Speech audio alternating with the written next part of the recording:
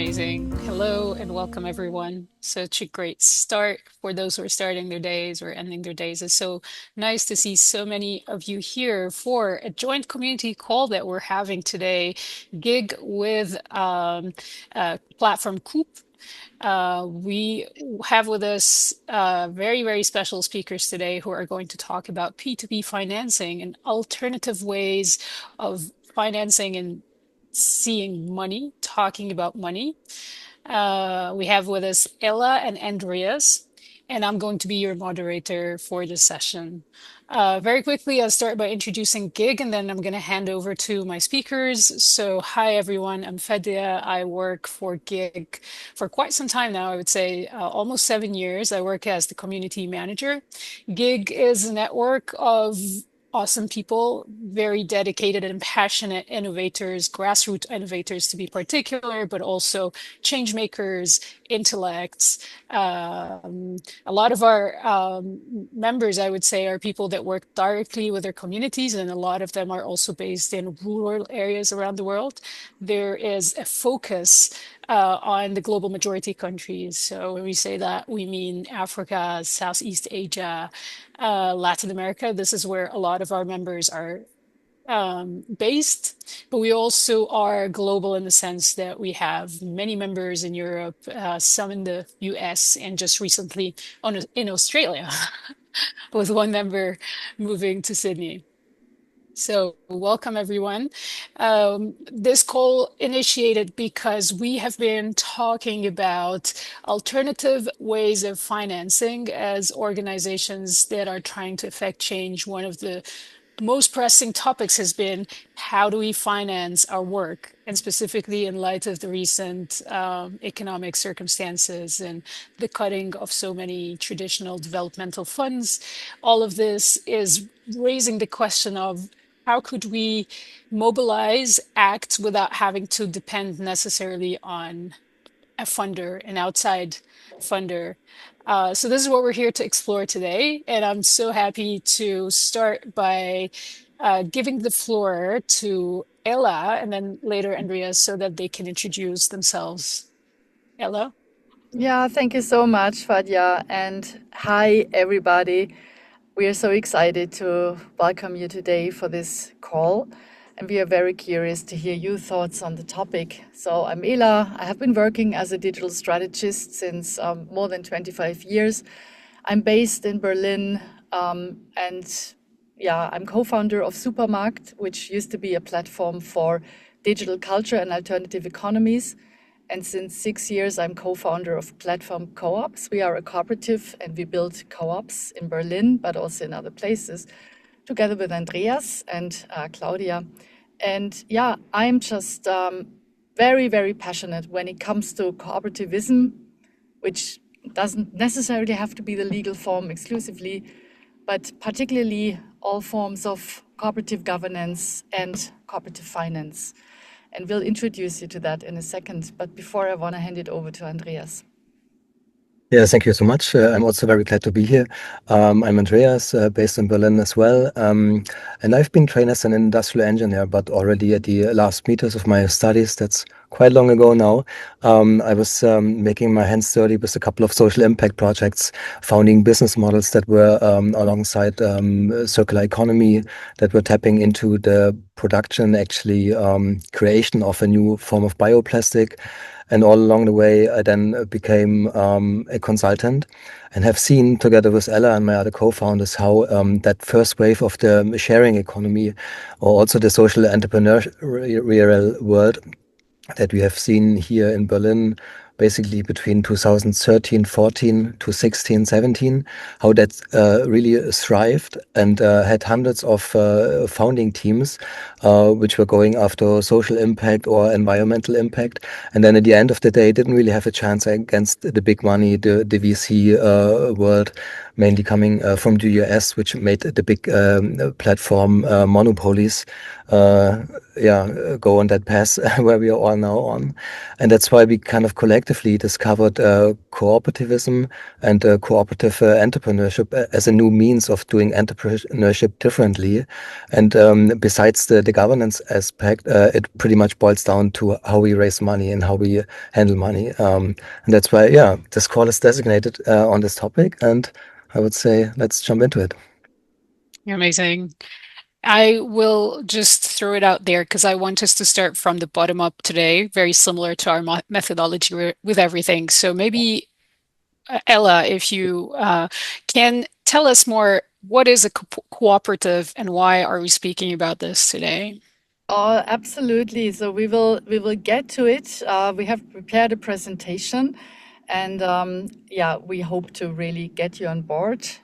We will talk about what is a cooperative, what are its main features, what are traditional finance instruments, and how we can take them into our own hands, and ultimately, what does it take to build our own currency? And we're gonna take you through different stages. And I just want to make sure to share my screen with you so we can have a bit of a visual support. I hope you can all see it.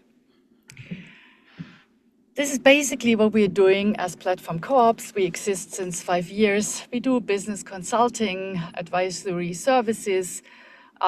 We build infrastructure. And as Andrea said, we really make our hands dirty because sometimes it's very difficult to build cooperatives, especially in the current market climate. And we build networks and ecosystems, and events like that are a very important part of it. Here you see a little photo of us at an event that took place in Hamburg at a football club that became a cooperative, which was quite exciting. And we are funded, as you can see in this logo, by the German Ministry of Economics. And we also do have a funding stream via Social Economy Berlin. And yeah, this is basically our background. This is the agenda for today. We want to talk about pooling money and resources. We will talk about classic financial tools in community hands. We will talk about creating our own money and digital communities. And then we have time to hear your questions and hear about your own projects.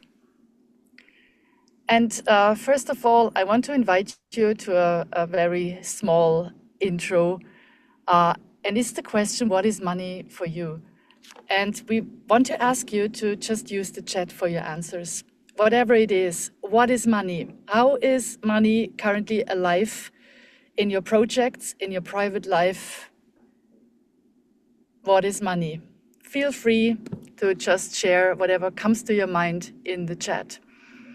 Because the reason why we are asking the question is the fact that I guess almost all of us have a hard time in explaining what money actually is in objective terms.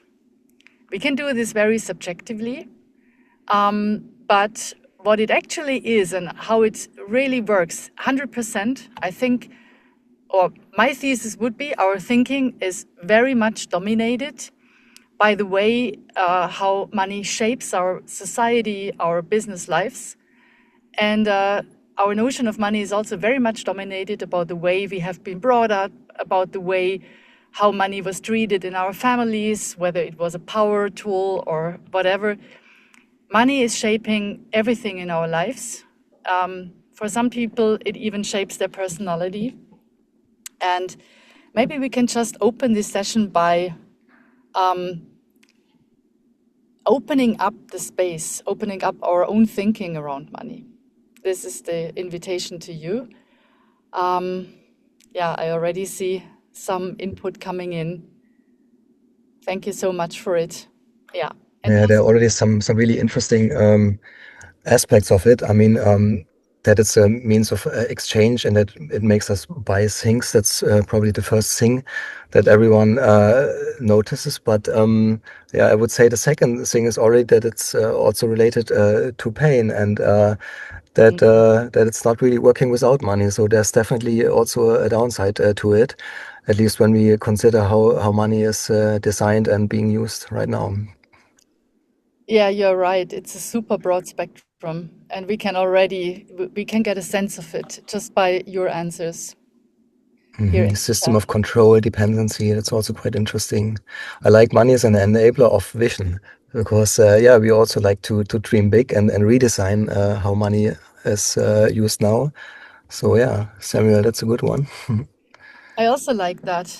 Maybe that's a really good starting point for this workshop today, because what we are asking you is to allow yourself to think beyond the traditional notion of money and finance, but really opening up towards possibilities that are, on the one hand, built on the legacy of cooperatives since many years, since, I don't know, more than 150 years, but on the other hand, are also very new and rather rooted in the digital world. So we try to really take you through this entire span.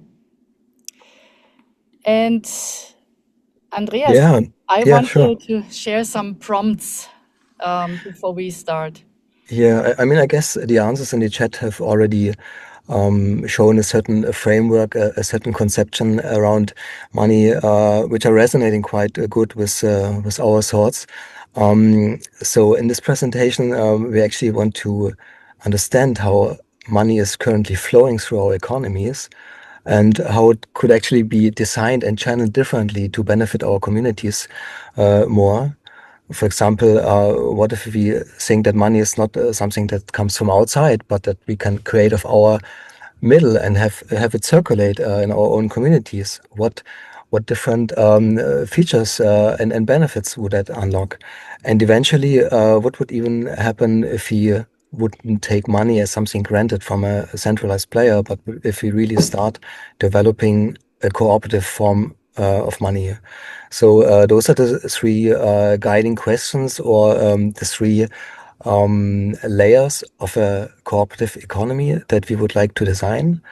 And yeah, basically also our guidance for the next couple of slides.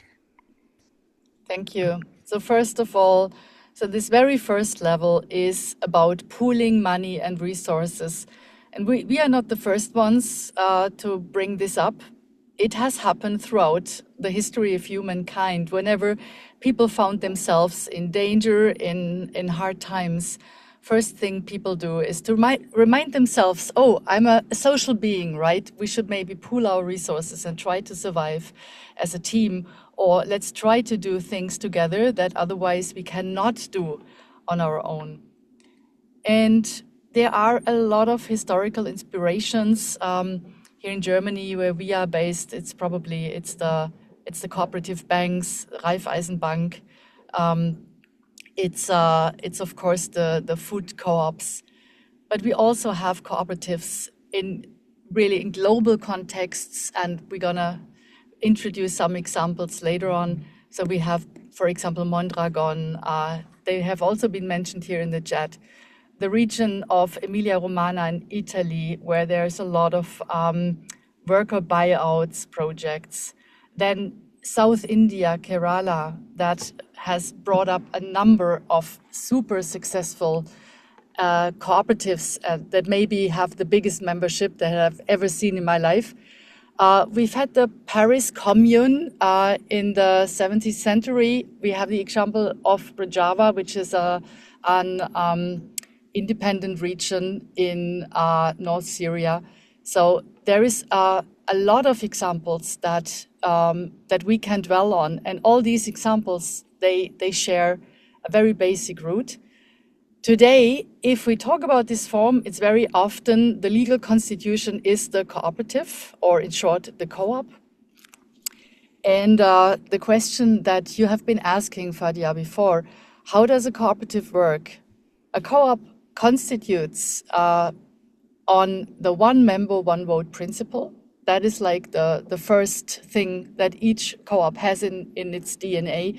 No matter how many co-op shares you hold, you just have one vote. So this is really like totally unlike a for-profit organization such as a limited, where the majority stakeholders have a bigger voting right. In a cooperative, everyone has the same voting power.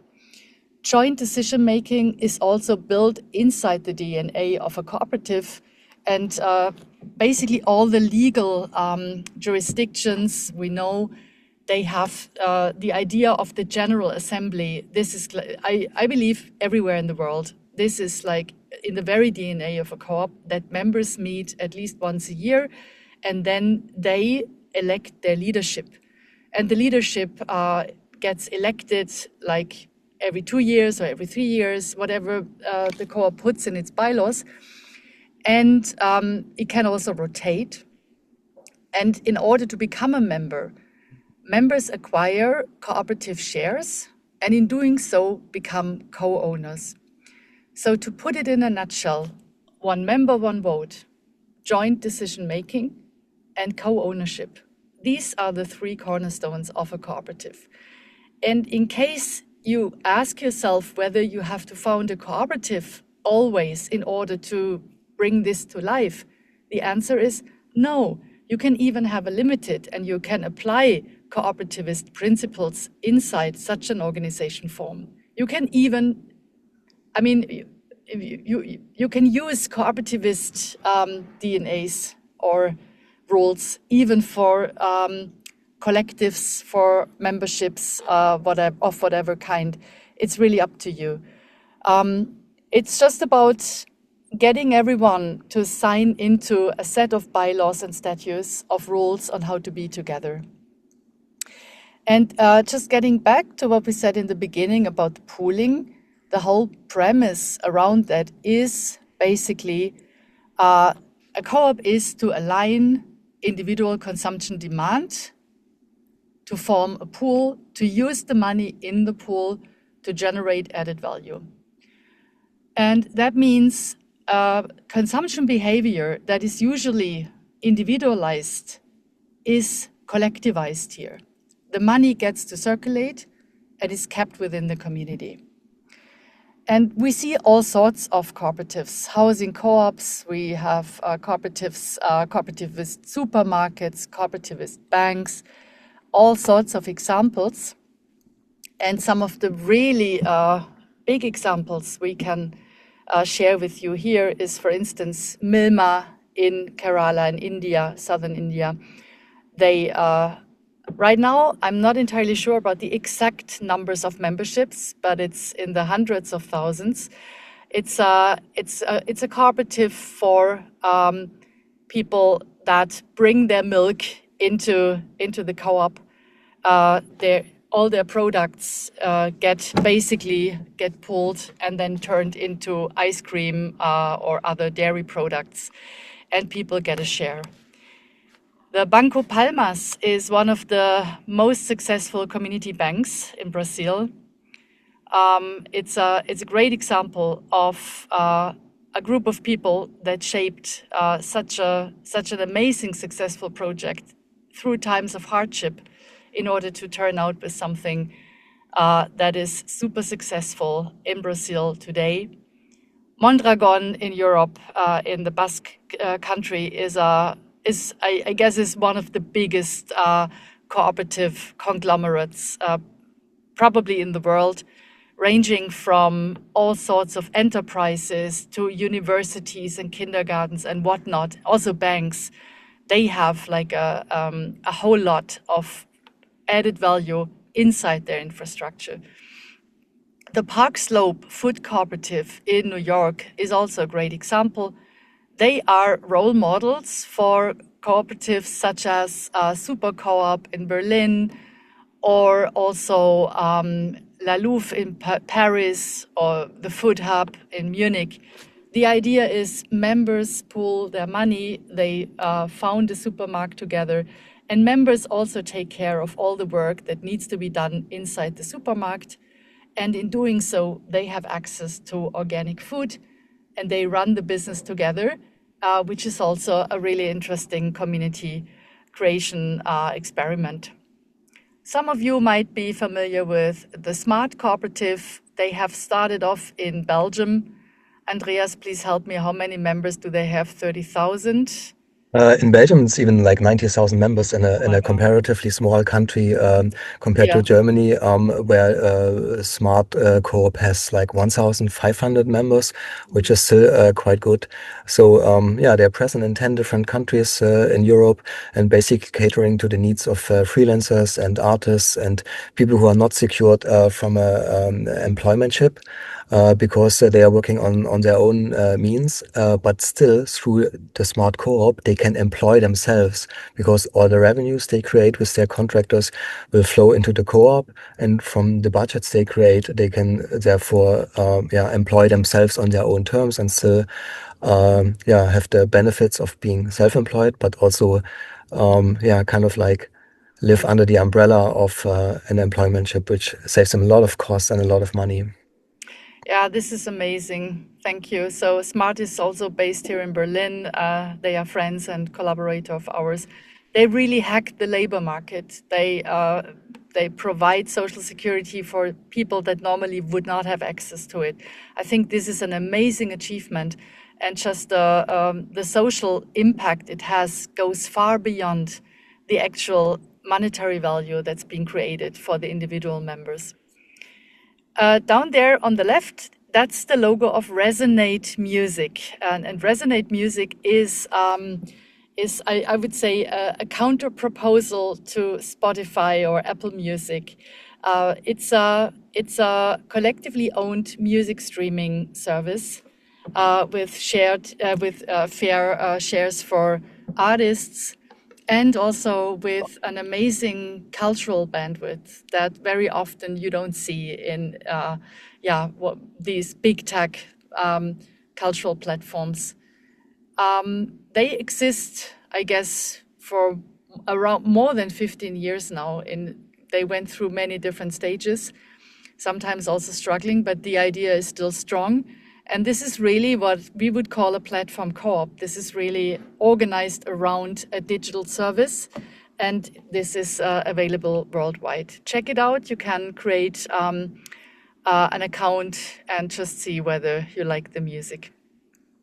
I also want to mention SEVA, Self-Employed Women's Association, an amazing example from also India. Millions of women, I guess, are organized within SEVA. And it's really all those women that are working in informal labor. And this organization allows them to have an income, to have like a stability, to have their rights being recognized as part of a larger collective. And the same, pretty much the same, even though far smaller, and also implemented in a super rich city, in New York City to be precise, is Up and Go, which is a collective of cleaners that demand fair payment and social security and also co-ownership. And this is also, it's super interesting in terms of a labor form that we very often tend to not recognize, to overlook, that women, it's mostly women, but I think it's also men in this co-op, I'm not entirely sure, they get together and they make sure that their rights are being recognized. And this is also, it's a very strong model. We could come up with many, many more, but this is just like a few of them for you to research and to have a look at. And what they all have in common is the idea they are all pooling their resources. They are cooperatively owned, and they are based on democratic decision making. This is what unites all of these models. And I want to ask you to add to the chat, what are the cooperatives in your country? What are great examples that we don't know? Please share the links or share some small stories that you would like to present when it comes to local co-ops that make a difference in your own region. That would be amazing. And then I pass it on to Andreas.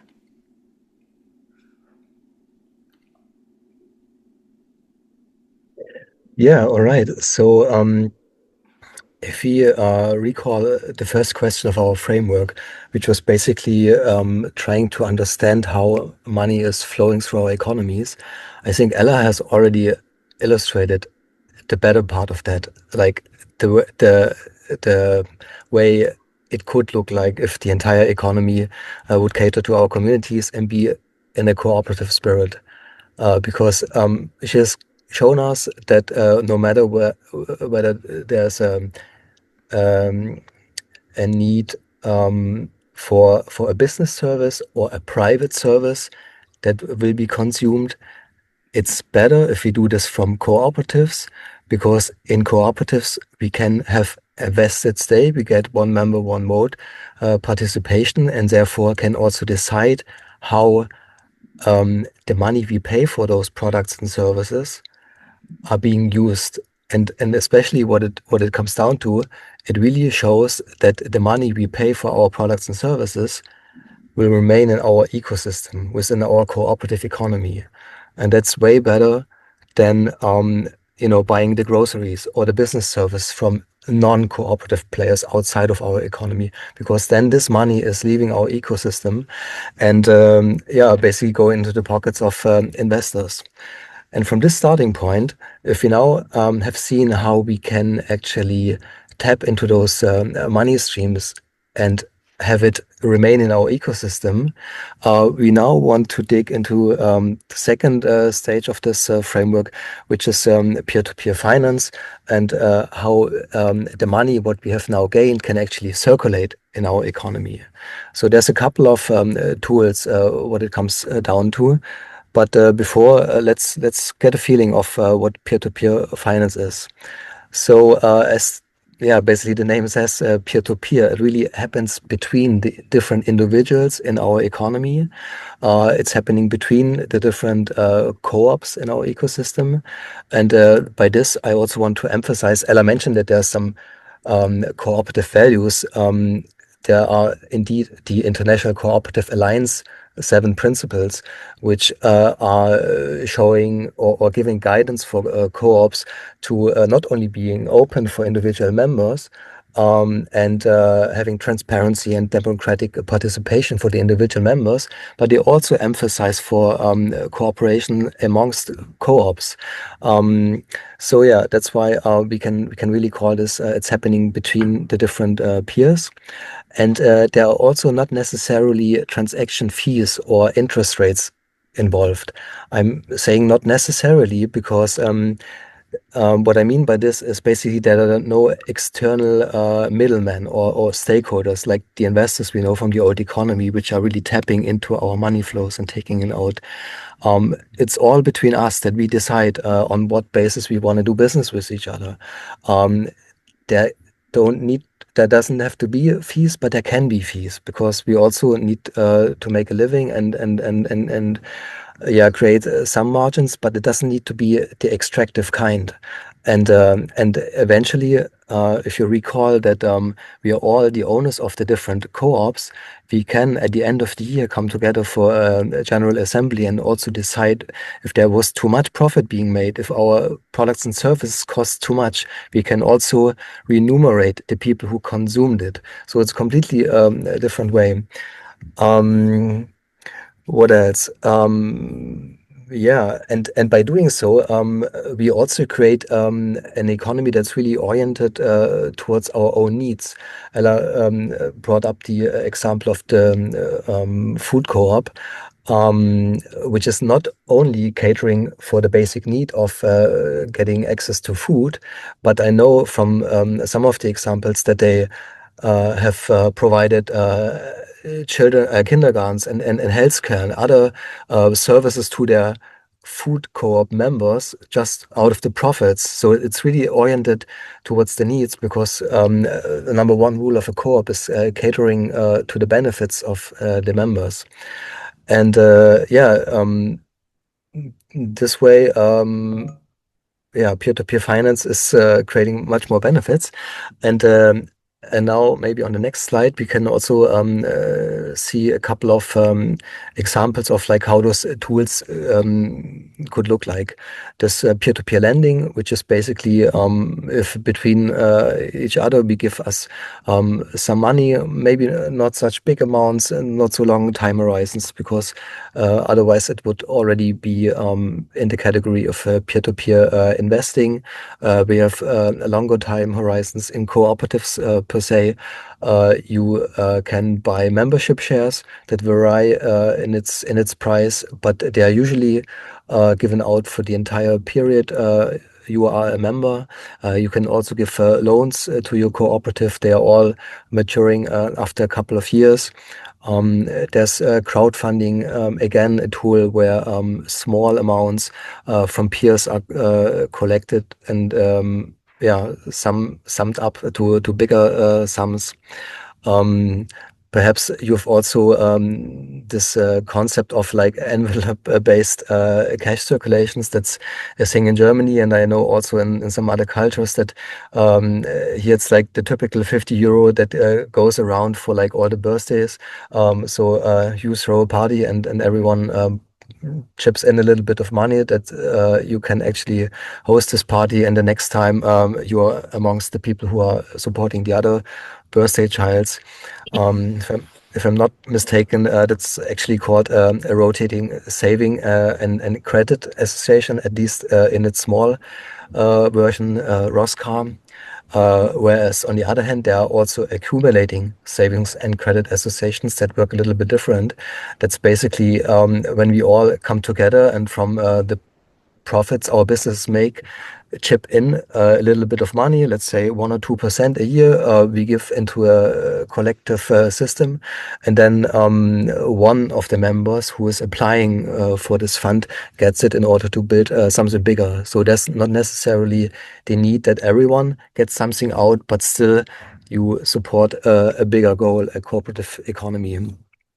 Yeah, I guess this is also what you could summarize as like mutual aid or solidarity funds in Italy, which has a quite strong cooperative movement. They actually have such a mutuality fund where, Ella, correct me if I'm wrong, if only the cooperative economy is donating 3% of the profits, or if it's even like the entire economy that is supporting the social solidarity economy, but some form of that where many players support like a small group of social impact businesses.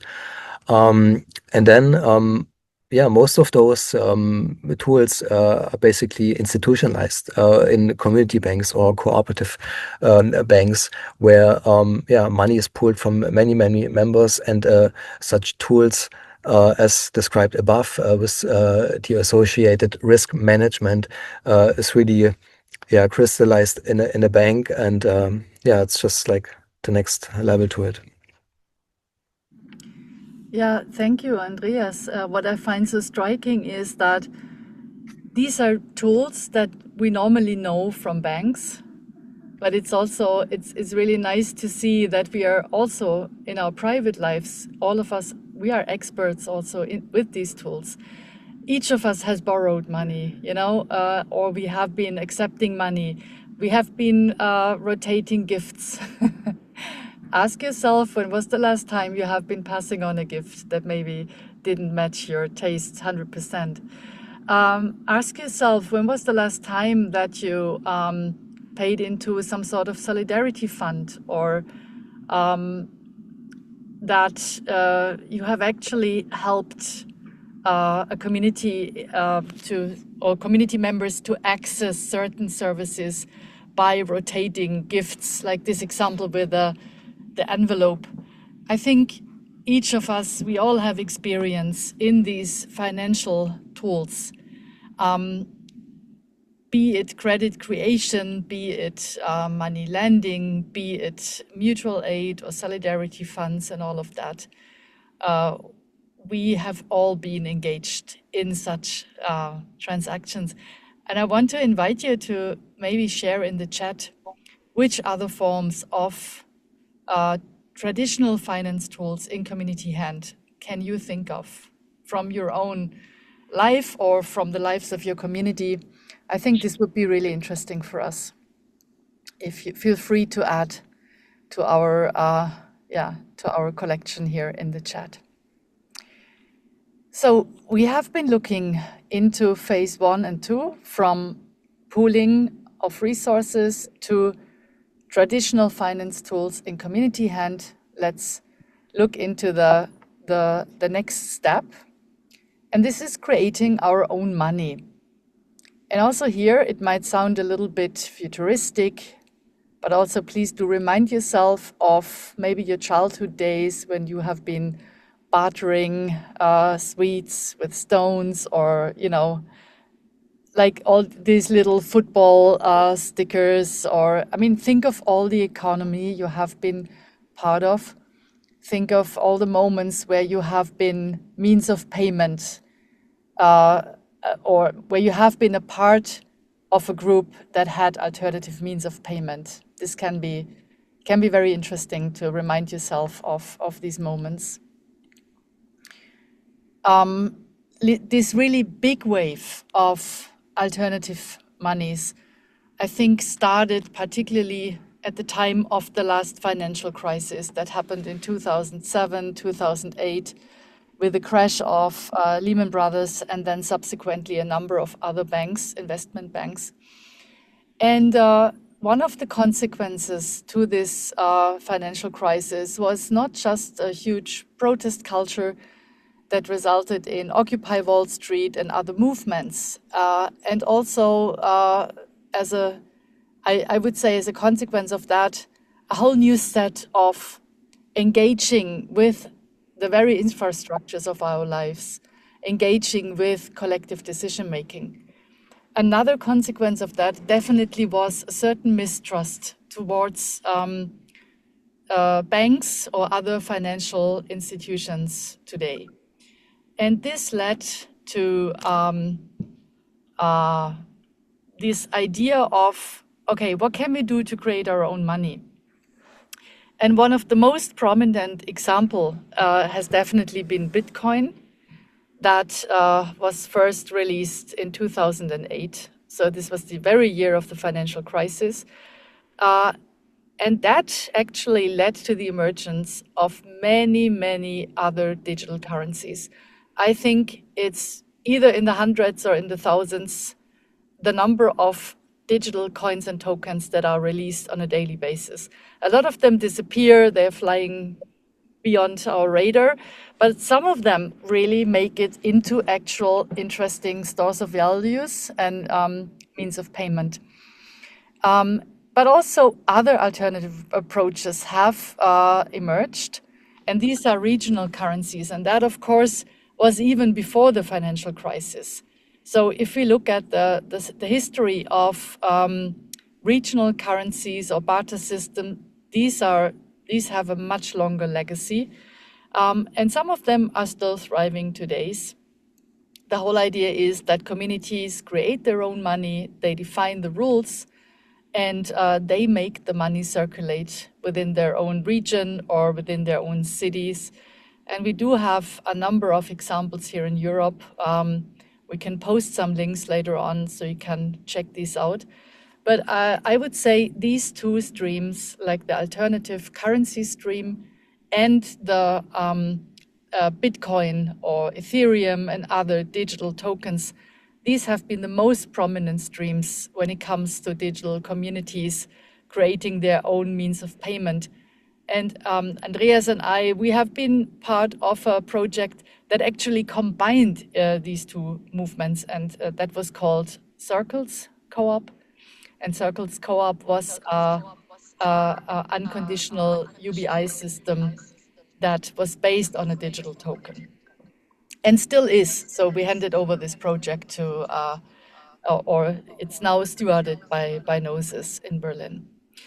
And all of that led to new platforms and a lot of experimentation going on in that field. And I think it was, first of all, I think around, when was it? 2017 was probably the moment when decentralized autonomous organizations really became famous as something that the world has not seen before. Andreas is going to explain what a DAO is, but also other test beds for collective decision making and shared financial strategies have been on the rise ever since. And I pass it on to Andreas to explain us more about these examples. Yeah, so on this slide, you have listed a couple of different approaches on how to create your own money. And I will highlight how they do it, but also explain a little bit of how they are contextualized. So first one, decentralized autonomous organizations. I would describe them as digital organizations. It's similar to a co-op where a certain group of potentially many people even hundreds of thousands or even like millions of people could come together in a digital space and organize themselves. But it's not necessarily done in a cooperative as in democratic way, because very often you see that the people with more money, they rule those DAOs. But nevertheless, it's a very open, flexible, liquid, if you want to call it like this, instrument of organizing work, not just in the digital space, because the impact can also be manifested in the real economy. And the way it works is basically a proposal making mechanism. If you want to join a DAO, you first of all have to be onboarded. It's very similar to a co-op where you say, hey, I'm Andreas. I want to be a part of your vision, of your mission. I want to contribute. Please let me in. And very often that doesn't really require that you buy a share. It's very transparent. You can read about the decision making. But once you want to engage in the voting for certain proposals that are handed in from members of the DAO in order to contribute to the vision and shape the products and services, or even just like the moving forward of the DAO and the vision, you need some token. So this is the point where DAOs usually create own tokens. It's a form of money. It has a form of utility and governance aspect, because, as I said, it's required to vote with this token for the proposals that are coming in. But in some cases, you can also use this form of money for buying some of the products that the DAO is creating. So that's why it has this double function already of being a governance token and at the same time a form of money.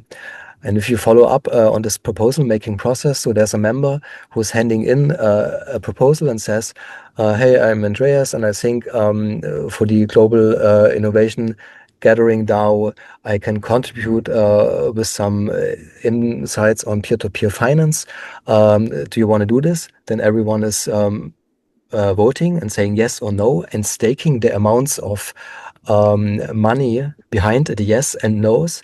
And by doing so, the entire community gets a sense of whether that's a contribution that is wanted, that people perceive as something that brings the community forward. And it gives us a signal whether I should actually be the one, together with Ella, to make this presentation. Usually in DAOs, people are then also remunerated and paid for the contribution and later evaluated. And that usually makes it easier for future proposals they're handing in. So it's a very liquid and rapid form of coming together for collective governance. But again, they also have this aspect of creating own money. And the fun fact about it, this type of money is not just used internally as a governance and payment mechanisms, but usually it's also traded outside of the DAO, because once many members are contributing to the DAO and the DAO takes shape and progresses, maybe develops products and services that others can use and pay for, it's actually becoming more valuable. And when the DAO becomes more valuable, then the money that's used within the DAO is also becoming more valuable. So this is how the money carries a certain trajectory for everyone who's involved. The other example, which took a different route, is Circles UBI. Ella mentioned it already. It's a decentralized project that was maybe started as an idea in 2016, and it's basically coming from the topic of universal basic income. There was the basic question of like, why do we need to earn our living, and we really struggle to pay rent and food and so. And why not the other way around? Why can we not have a system which provides us for the basic means, so we get money on a daily basis in this Circles UBI systems? You get 1 token per hour, and by this you could actually decide what kind of work you want to accept, what you want to do, maybe perceive a certain vision, and by this, really freeing us from the struggles many of us have in daily life. The token is residing on a blockchain, and by this, everyone around the world, I think it started with 180 signups on the very first day, gets 1 token per hour. And here in Berlin, where Ella, me, and the team of Platform Coops also helped founding the Circles Co-op, we parallelly created a cooperative economy where at the time we incentivized around 30 businesses, co-ops and social impact businesses, to provide products and services that are catering for basic needs, where the members of the Circles economy could actually use this token and pay for it. It was a really interesting example in designing an economy.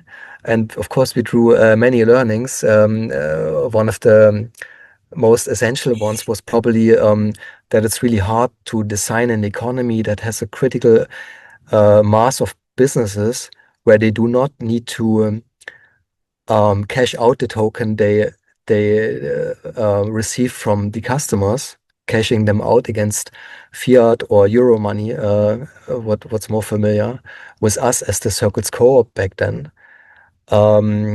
Because eventually we also ran out of money, and that's why the experiment needed to stop after a couple of years. But still, it was very interesting to see how this money can be created, how it can be distributed, how it can be used.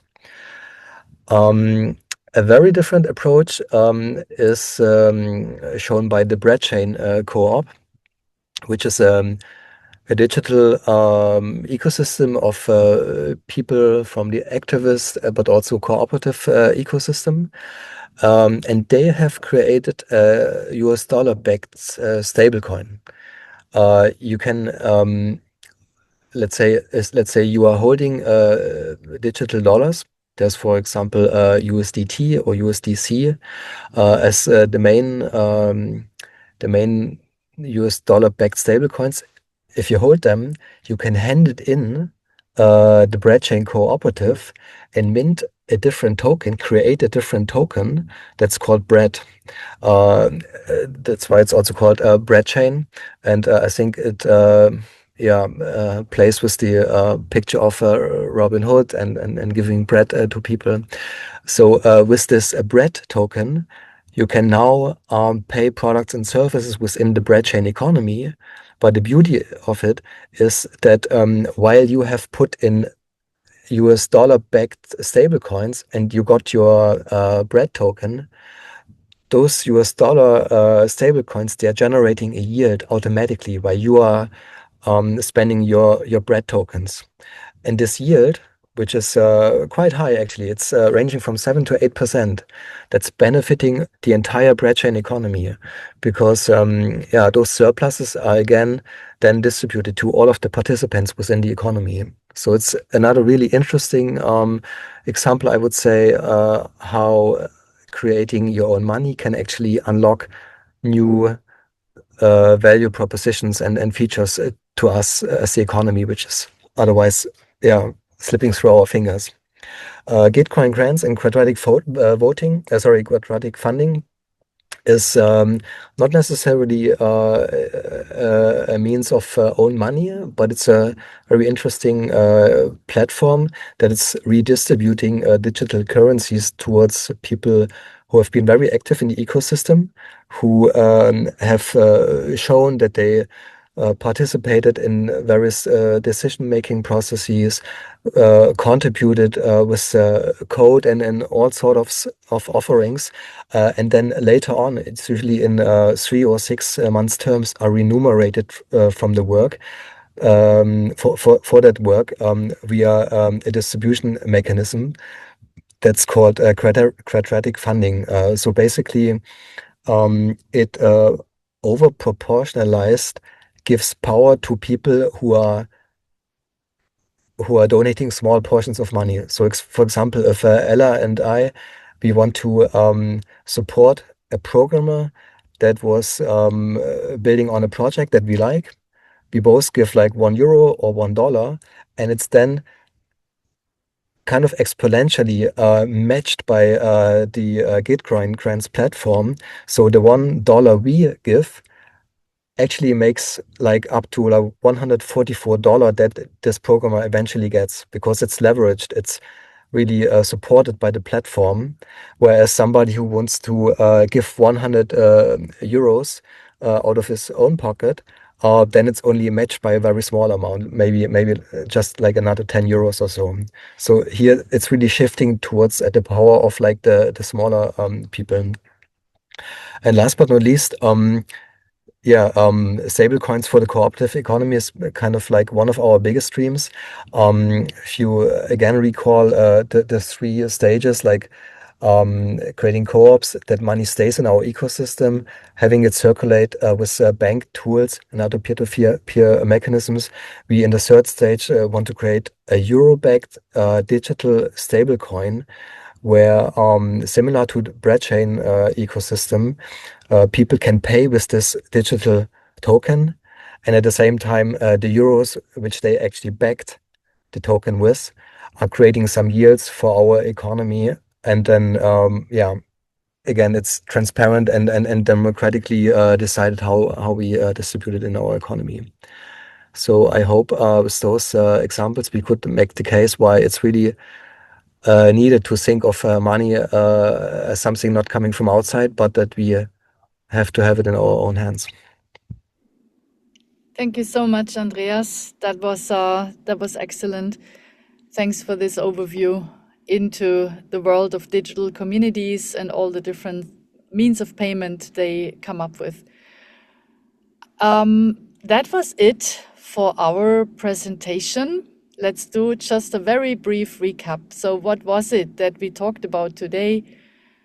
We talked about the level of aggregated consumption behavior, like pooling resources and create a cooperativist circle.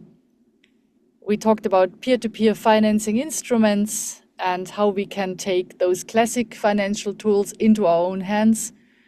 And then we spoke of alternative currencies and digital communities, both of them, and sometimes maybe even a mix of it.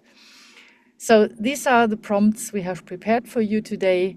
We still have time to get to your own questions and maybe to stories that you want to share around the topic. Just as a last word, of course, we are not saying that any of these propositions are easy to implement. There's a lot we have to learn, particularly when it comes to this very delicate mix of democratic decision-making, co-ownership. These are things that I wouldn't say we have really, we have to learn how we can do it. This is not what we have all been trained with. That requires a lot of experiments. But I hope there are some things in this presentation and from the real-world examples that we have collected here that inspire you and maybe help you with your local communities and with whatever it is that you are planning.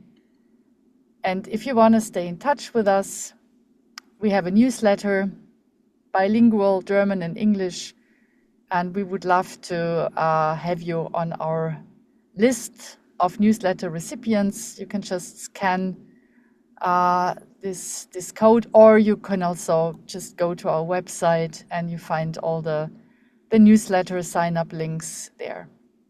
Thank you so much. I'm going to stop my screen sharing and give it back to Fadia. Thank you so much, Ella and Andreas. This has been refreshing and so much to process for sure. It has aligned with so many of the topics I have been exposed to for the past year and a half. And it was so great to also talk about DAOs, something that I have been wondering, and I'm pretty sure you get this question a lot. I have some questions in mind, but for the time, I would really, and since some people are already leaving, so I would love to open the floor right away to our audience and just hear your reflections, your points, where does it resonate? Yeah, I can start. Daniel. Wonderful, thanks. Thanks for the presentation. Super interesting, so much input. I was wondering, if you use within a cooperative of cooperatives alternative currencies. What are the legal thoughts about that? Like, are you allowed in Germany or the European Union to just use an alternative currency to do trading between companies? I thought that, yeah, this might be problematic. Yeah, Yeah. I mean, there are two perspectives here, right? Maybe I can share some a perspective, and then Andreas too. Yeah, I mean, you're absolutely right. As soon as you provide something that comes close to financial service, you need to have licenses for that, and you know, like this, there's really it's actually a really big deal. Nonetheless, we just want to acknowledge digital tokens have been a reality since more than 15 years now. They are part of mainstream cultures. We have seen a lot of workarounds, be it circles or other projects, where we have found ways to sort of engage actual businesses in accepting digital tokens and then handing in goods as a return. It's really about finding those workarounds. But Andreas, I'm curious what you have to say about that. Yeah, I mean, it's quite clear that the genie is out of the bottle for a couple of years, and nobody really can stop digital stablecoins from flooding the world. The US right now is opening this market and setting a legislation where now almost like every day a couple of S&P 500 companies creating their own money, digital backed USD currencies basically, and Europe. I suppose you're in Berlin, Daniel, and Germany is there lacking behind. Even though we have a compliance framework which is called MiCA, that's out for some years, it's making it transparent, Yeah, but still not very easy Fiti, on all niko levels. poa. Um, Yeah, nangoja mama. Somebody, yeah, thank you. So yeah, within this MiCA framework, there are actually different categories of digital currencies and tokens you have to comply with, and it really depends on whether you are, um, in this case, a euro-backed stablecoin that would rather go into the direction of, I think it's called e-money alikes, which is different than like the type of complementary currency that Circles was creating, which is like a different route. So then you really have to be specific. There's a certain guidance. It's not impossible. The BaFin, the bank regulation authority, is always looking very closely. But I would say those experiments, they need to happen now.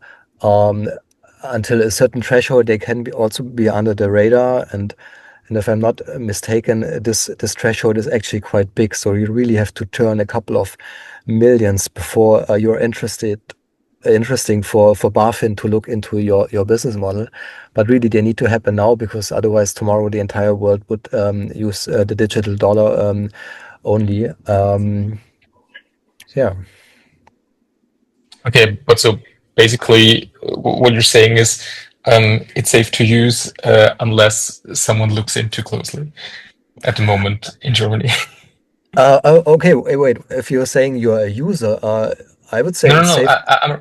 as a provider, I'm right? really, If somebody Yeah. who designs the yeah, system, like yeah, if yeah. I'm a business and I'm working with other businesses together, and instead of writing like Mhm. receipts for each other, we just trade Yeah. our coin that we Yeah. create for ourselves. I would think of this in like different stages. I mean, typical startup approach, you don't have to invent everything yourself. So I wouldn't go down and really create an own token and register with all the compliance mechanisms, spend like hundreds of thousands of euros. But there are certain providers which you can use to actually puzzle together the entire product you want to have. There's a European stablecoin provider that's called Monerium. They have a token called euro and a little e at the end. This is basically a digital euro. It's a bank. You get an IBAN number, so you can transfer euros there. You get a digital representation of euro. That's some on and off ramp. You don't have to do this yourself. And from there, you can take it and apply different other tools to wrap it, to create yield, and so you don't have to do this on your own. But I think it's like the iPhone. If you combine all of this, you get a wonderful new product mix that can actually work in your favor without yeah, tapping into the pitfalls of the regulation. Rachel, Okay, you had a thanks. question too. Yeah, I have. Thank you. First of all, thank you so much. This has been really great presentation and really so much to think about. So thank you so much.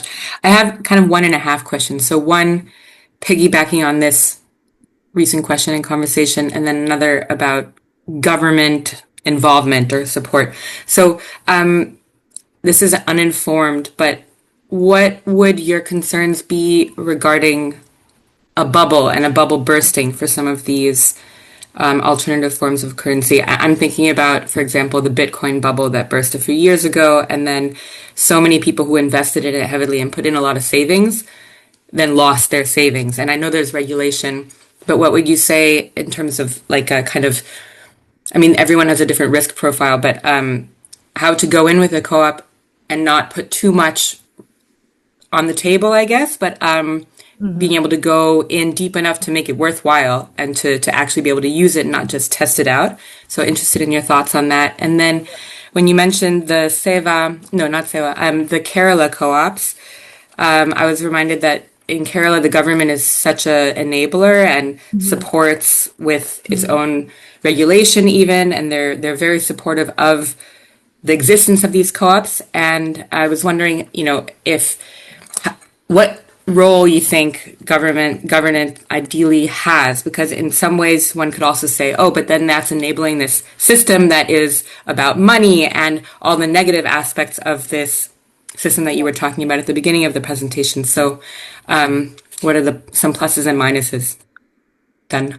Excellent questions. Thank you so much.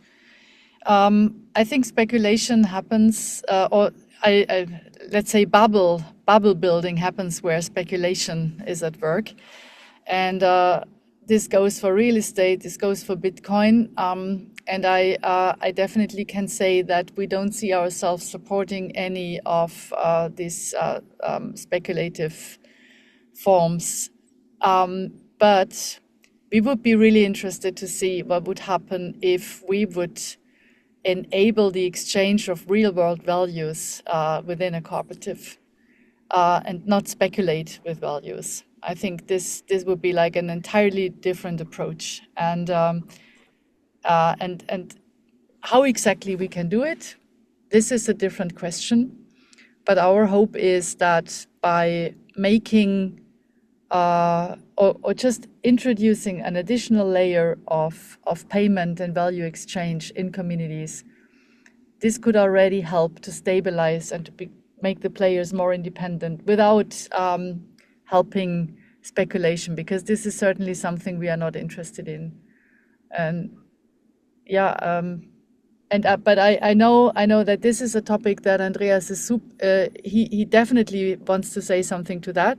Very briefly about Kerala, I think the government can be an amazing enabler. And if we look at, European example with Emilia Romagna, for instance, when they had a crisis, I think it was government bodies along with cooperativist activists that came up with the idea of a mutuality fund that allowed workers to buy their own organizations that have been in crisis. So we have a lot of examples where the government helped with either legal frameworks or with money, or just being part as a stakeholder. And I really would wish the government to become more of an contributing factor. They really can make a difference. But yeah, the speculation thing, Andreas, do you have anything to add to that? I mean, yeah, I wouldn't call myself a speculator, but I'm a big proponent for cryptocurrencies simply because I perceive it as a tool similar to social media. And if you want to go back to even fire, you can either use it or not use it. But if you don't use it, then I don't see much chances that it's working in your favor. So you all recall like how Brexit happened, how Trump and like the conservative or even like right wing stakeholders taking over. That's why I think we need to engage in those tools, because once they are there, they are shaping our realities, and it's better to engage in them and propagate them with like cooperative and social driven values than having others bring that framework around us. So coming from there and looking into a little bit into the Bitcoin and crypto cycles, and so I would say those people, Rachel, you mentioned, who invested a couple of years ago and lost some money. I mean, there needs to be some financial education being done as well, because like once you feel like you lost a lot of money, then maybe you also have been either going in with too much money or you cashed it out too early. But if you are not riding the waves up and down, but just see this as a trend which will like guide us for decades to come, then you really have a good piggy bank, as they say, because the world, I mean, we can just ask ourselves, is the world becoming more digital? Probably. Will there be less like baby boomer generations and so who saved in real world economies? Probably. Like, if you buy into this, then you also can see how digital currencies become more valuable because more people are using it, and might even be like the only hedge against like the money printing. What Ella mentioned with the financial crisis, and so whenever something really breaks, they print a lot of money. Inflation is rising, and it's not just represented in the prices of the products and services we see in the stores every day, but also in the decreasing value of the money we have in our bank. So there's actually not just 2 or 3% of inflation, but some say 8% of money losing its value in addition. So if you wanna have an anchor against this, then digital currencies might be the solution. And again, if you design it in the way you want, then it can be even more enabler into the future. We have 2 more questions. Jenkins, I think you have been, or yeah, I don't know exactly what is your surname. Hello. Hello, sorry, yeah, there's a spelling mistake. It's Jenkins, my family Yeah. name, but Okay. I'm Hamish. Hamish.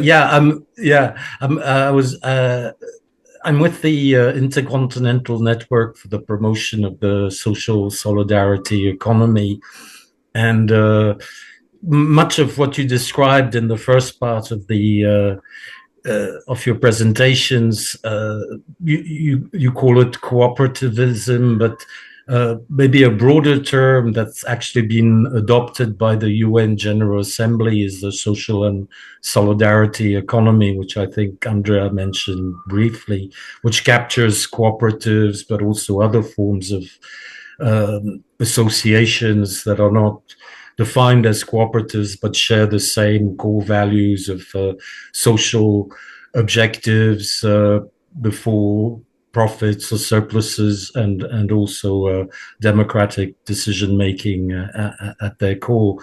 Now, on the question of new tools for money, because you explained how all the different cooperative forms of social finance, if you like, whether it's Rosca's or the other cooperative financial systems that you mentioned, are the traditional kinds. But in terms of creating our own money, my question is, in the examples that you gave, is there actually net money creation? Because it seems, I mean, I spent a lot of time a few years ago, like 10 years ago, looking at different forms of complementary currencies. And it seems like the main objectives are to keep the money in local circulation within the community or the community of peers within social and solidarity type values. But there doesn't seem to be, in most examples, net creation of value, meaning that the alternative currency that's used is usually 100% backed either by a real currency, euro, or some other form of stable coin.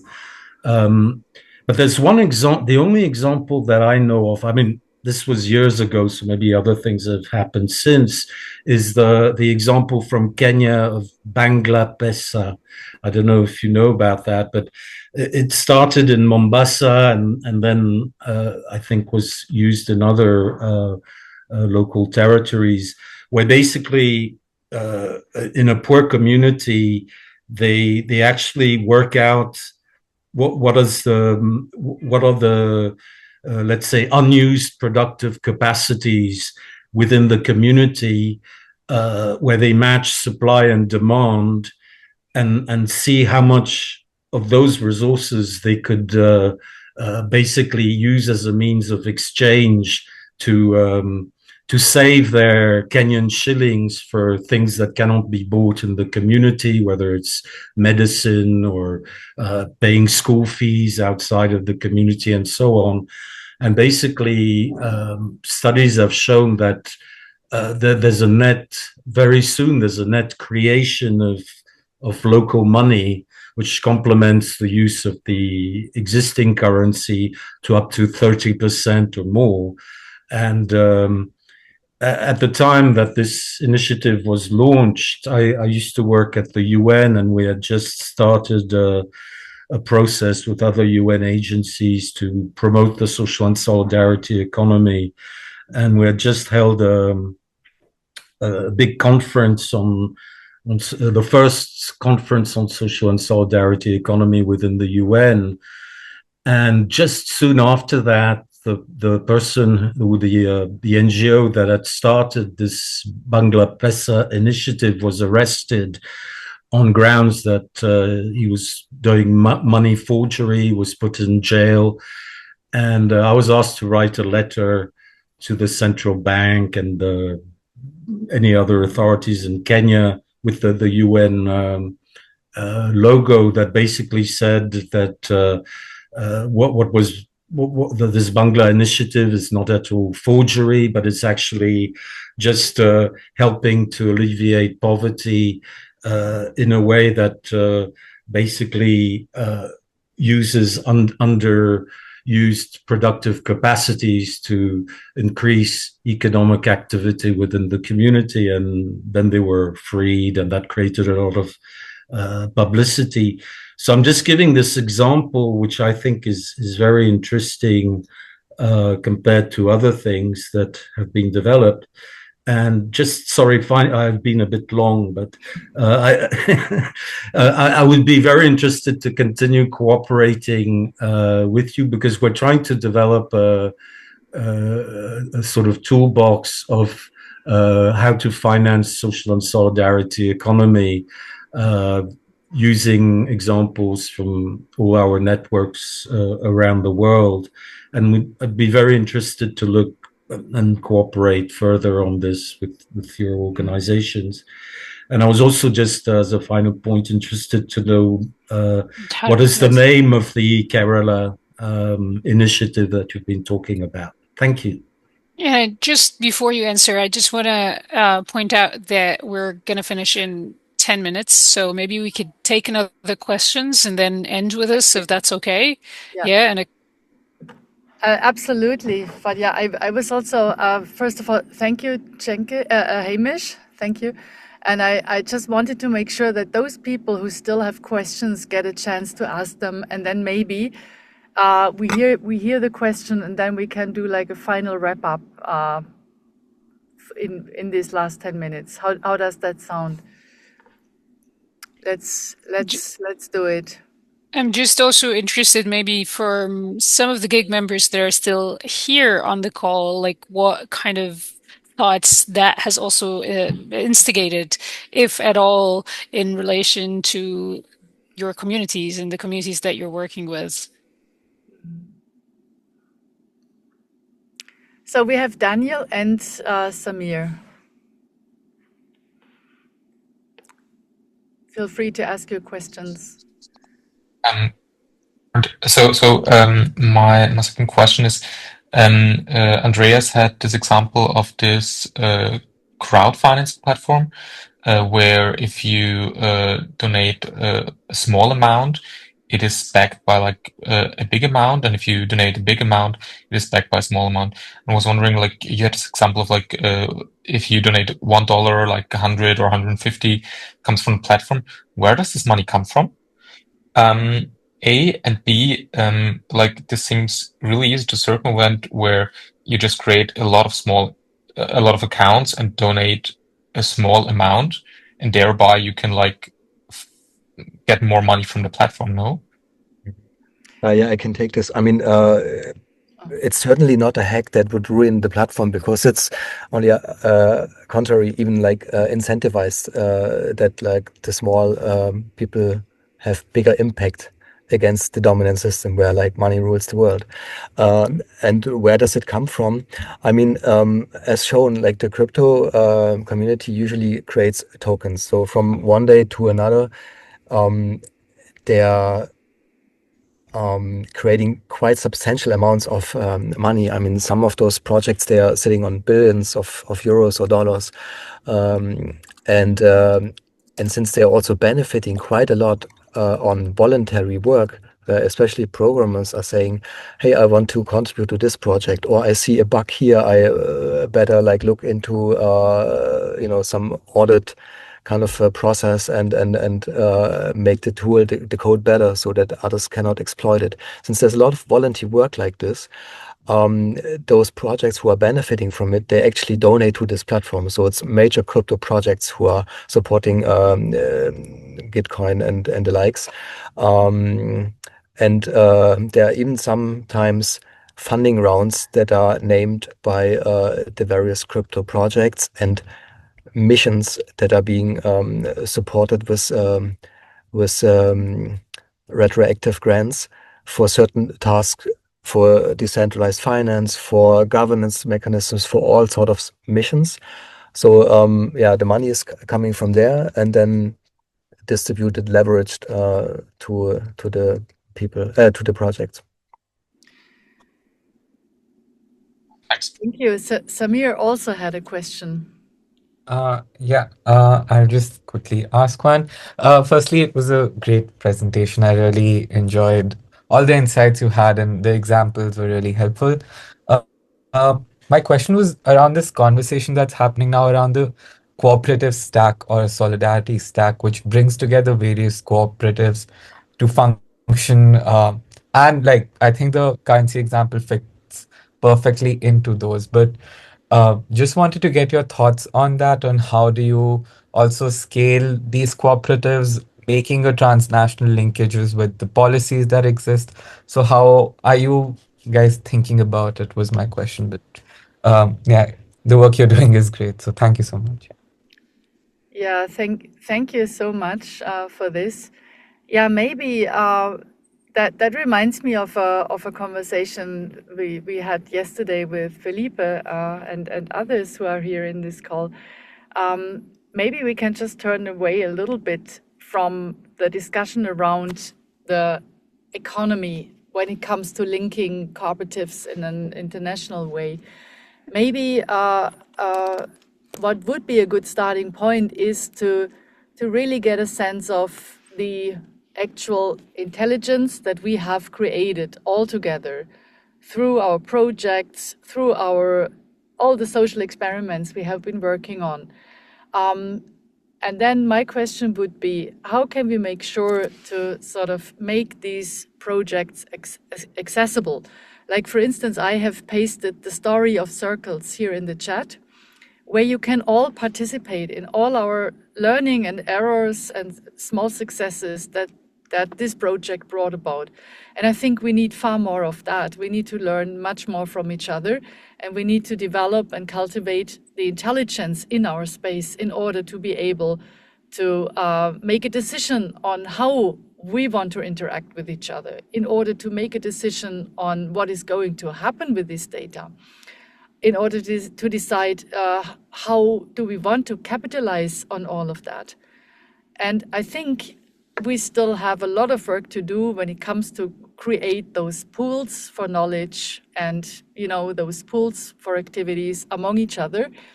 I think all of this is just starting, to be very honest.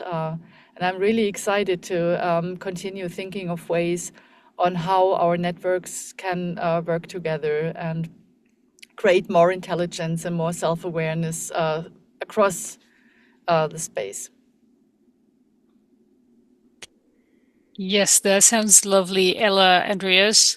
Thank you so much. I think this is just a conversation starter. As I was thinking of this call, it was lovely to see so many people joining, and maybe for a round two, we'd come in with more ideas and projects that are happening around the world and how they could benefit from the tools in this like shared pool of knowledge that you have just mentioned. I'm very interested again in going from the bottom up, understanding the values that drives these systems and why they're important in shaping local economies, right? This is what some of our members talk about and what you talk as well. It's been lovely. Thank you so much, everyone.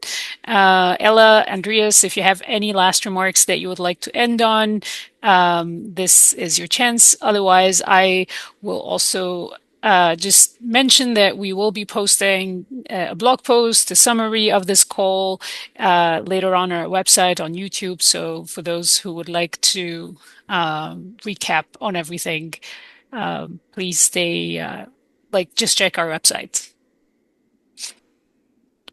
Yeah, thank you so much. It has been fun. It's such a nice collaboration with you, and we definitely want to have more of that.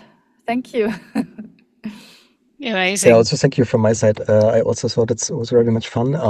Maybe as the last thought, I would just encourage everyone to play around with digital currencies, even like with AI tools, even though they are, not made precisely for us. We're just coming from Cooperative AI conference in Turkey, where we've discovered like how AI fails us. But again, those are all just tools, and if we understand how they work, we can also design them differently. So yeah, let's go down this route. Amazing. Thank you, everyone. And see you around, hopefully for more calls. Thank Bye-bye. you so much, everybody. Thank you. Thank you. Bye-bye. Thank you. Bye. Thanks, guys.